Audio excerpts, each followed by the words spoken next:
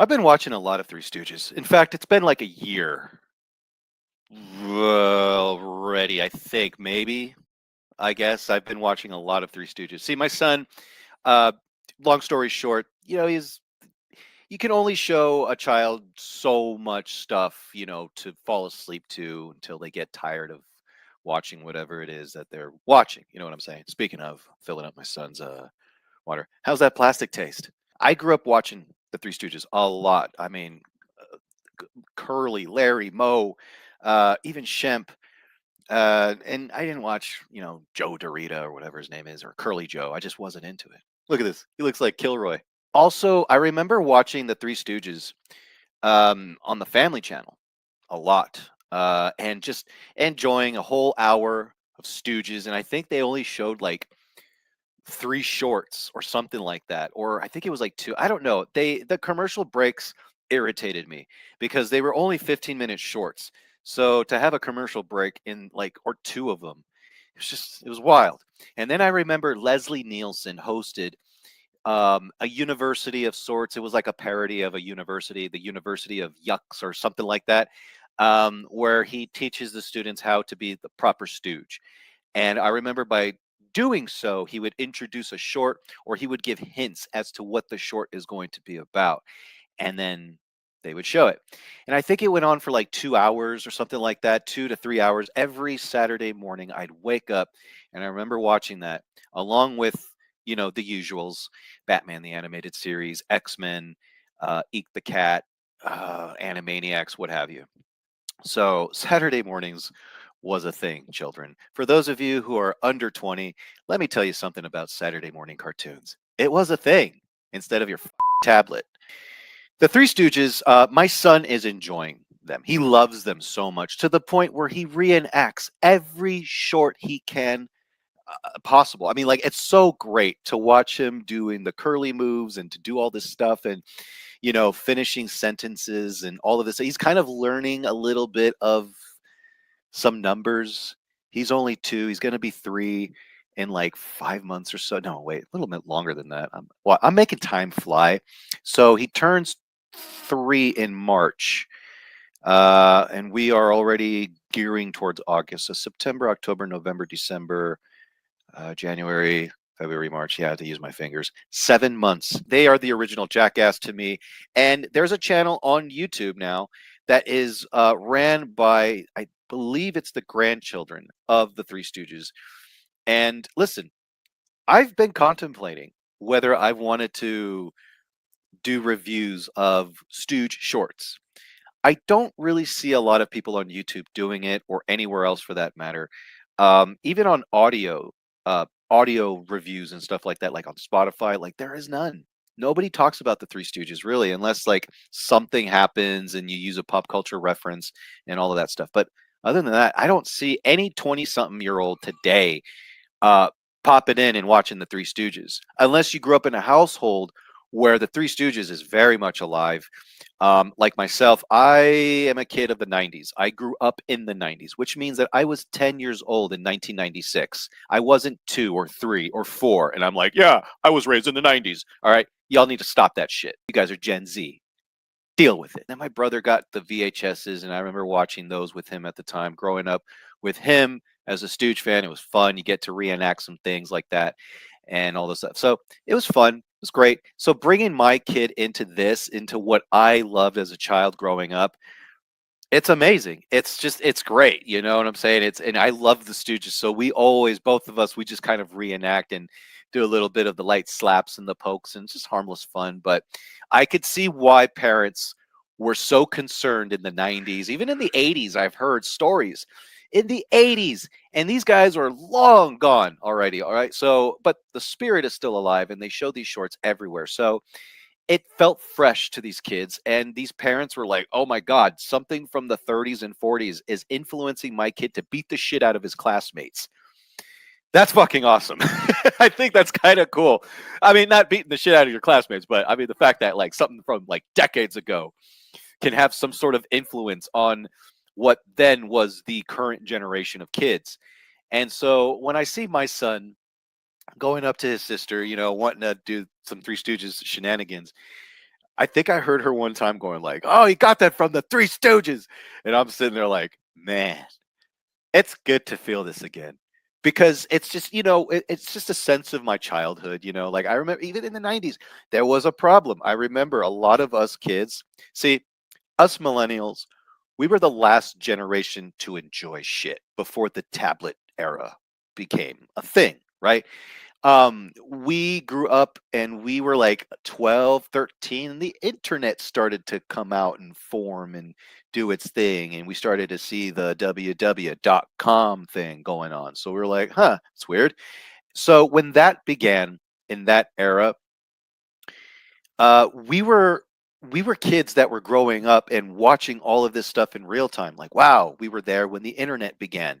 We were there when the turn of the century began in 2000. We were there for a lot of shit. So I feel so grateful that I was born in 1986. I got to see the 90s in real time. I remember it clearly. I was about 11, 96 going on, So yeah, I was there. While a lot of people who were just born in 96 and they sit there and tell us today, well, I'm a 90s kid. I grew up. No, fuck you didn't. Again, deal with it. You're Gen Z. Okay. And that's fine. Hey, look, I don't care what generation you are. Just be a kind human and be great. That's all. So with my generation in the 90s, we grew up uh, and closer to being teenagers, yes, there were parents that were still complaining about the Three Stooges. People were still like, hey, this thing from 1934, this is a problem now in 1997. And it's fun to go back and just be like, wow, I went through that.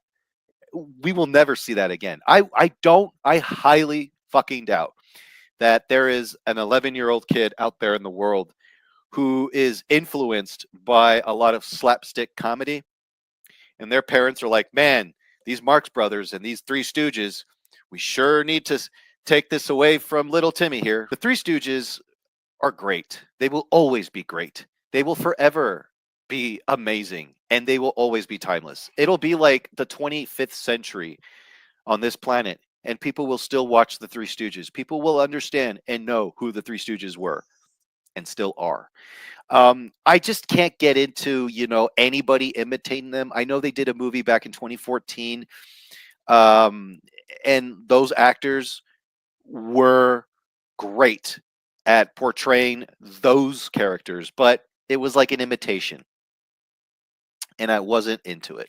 It didn't fly with me, but it was a very much of a love letter to the Three Stooges from the way the format was and all of that. It was three shorts broken up, but it's like one big story that all comes together. I thought that was pretty cool. But the Three Stooges really, if you do the Three Stooges today, it's funny to say because that they are timeless. But if you took the Three Stooges today and you put them in a 2026 setting, it could work, but it you would have to be really talented and having to write and make it work and have us believe in that and have us crack up and just laugh and have fun with it. But if you try too hard to modernize things or to play with current stuff, it's just it's really hard, man. That's a I wouldn't want that task even if I was like one of the greatest comedians in the world and one of the greatest writers also. I don't think I would be able to do that. The Three Stooges, they put a stamp in this world. They put a stamp in the comedy genre. They are the original Jackass. I believe you wouldn't get Jackass today or a lot of slapstick comedy today if it wasn't for the Three Stooges.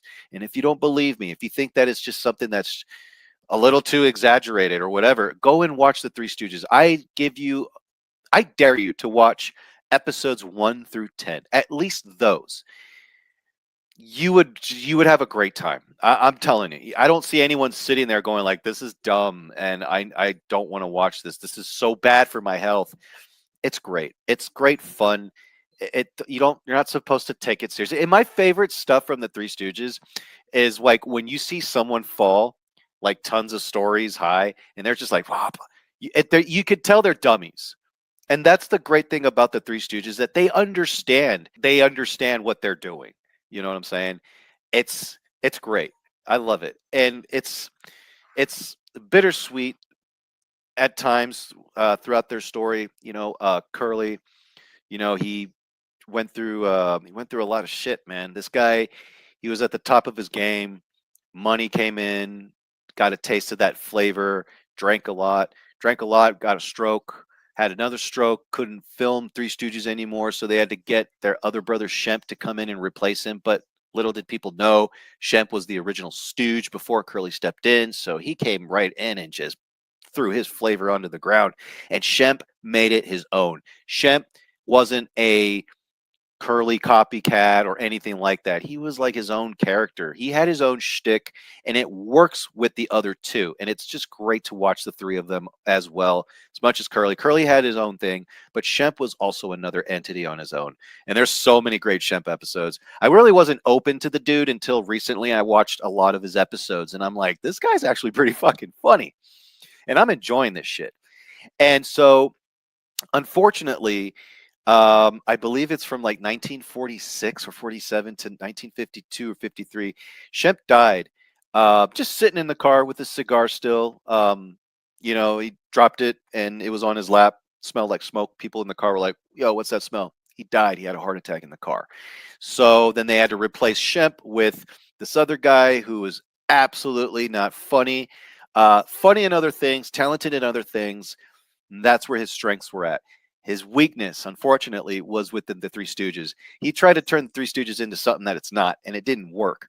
And then once he was gone, then this other guy came in named Joe, but they called him Curly Joe because he was bald, he was fat, he kind of looked like Curly. So they were like, I guess he's kind of close to the real thing, I guess. So we'll just call him Curly Joe. And you know, I, I wasn't into the era after Shemp. Anything after Shemp, they just kind of lose me. I think Mo and Larry are so fucking talented that they could have just done their own thing by themselves, just them two after Shemp.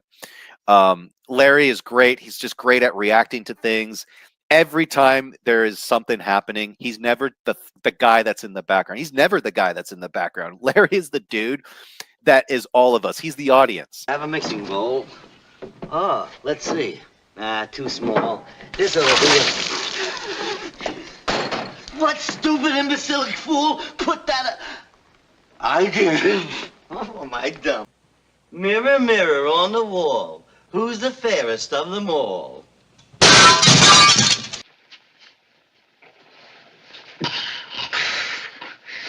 I better have another drink. I can still see your face. What's the idea, Porter?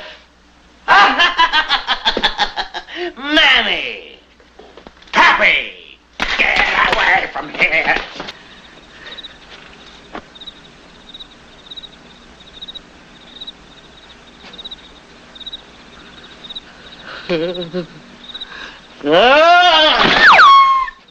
And that's what was great about it. It was the genius writing of that. I don't know if that was intentional or accidental, but that's what it is. And then occasionally Larry would say something, but in whatever, or cause the take the issue and make it worse. Look what you did to the wall. How are you going to explain that to Bill?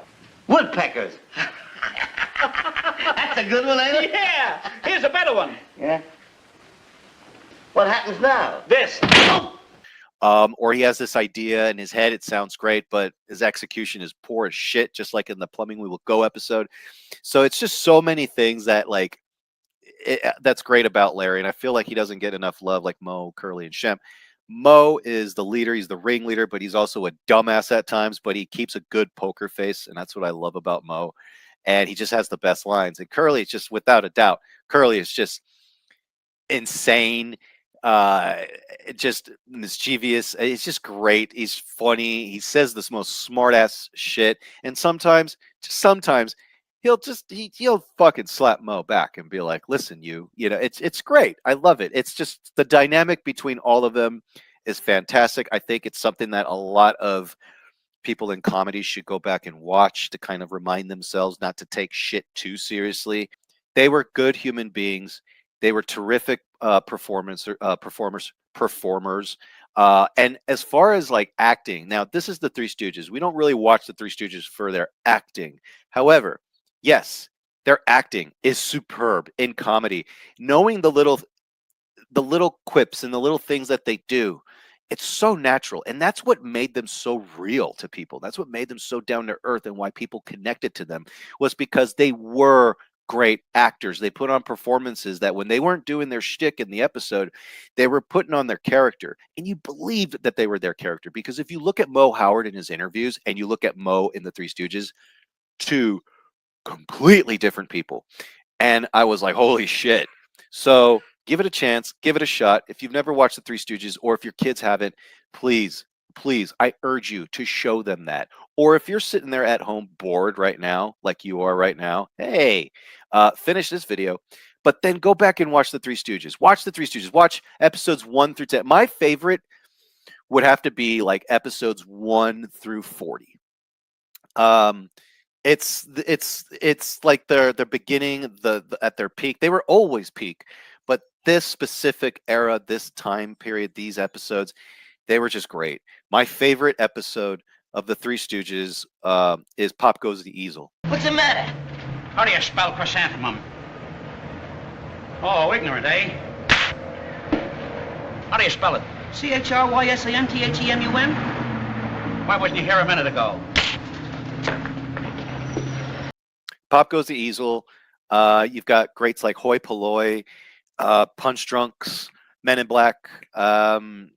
They're great. They're all like literally the ones that I've just named were like the first era.